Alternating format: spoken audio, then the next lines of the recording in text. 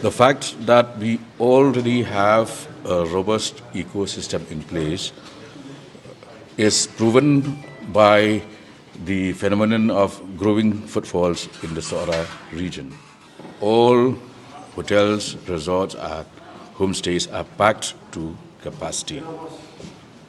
The fact that this unfortunate incident has occurred only means that, as I would like to repeat myself, we in the department cannot actually police every single inch of tourist destinations. Now, for instance, we have a gentleman from Shillong who traveled to Thailand and did not return, has not been traced 6 months from till today. Would you then say that Thailand is not safe for tourists? Okay, so the fact that these tourists will, when they travel to destinations like the Living Root bridges, we already have local guides everywhere.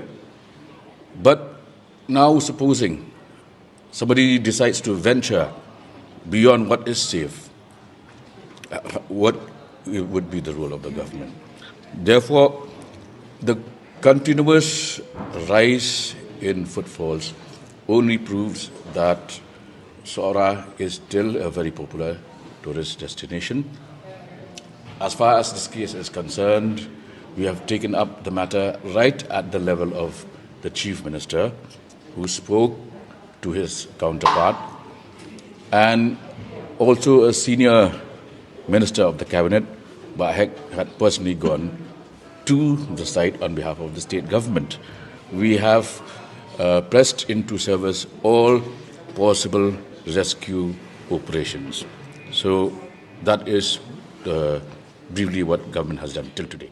Well, he has his own opinions, and since they are affected by the incident, obviously he will say a lot of things, sometimes overstating things also. But you have to realize that Meghalaya has a challenging topography and terrain. This is nothing like in the plains of India. We have challenging terrains, difficult to access. We have even villages which are not reachable. Yeah. See, each day gives us fresh insight and is a learning experience. So we will incorporate those points. We are extremely cautious about making sure that any travel plans to Meghalaya should be free of risks of disaster. But again, we have also issued an advisory, already issued this advisory months back as to the do's and don'ts. And you should also keep this in mind that in Meghalaya, tourism is a community-based activity. It is not the government. We own very few of the destinations.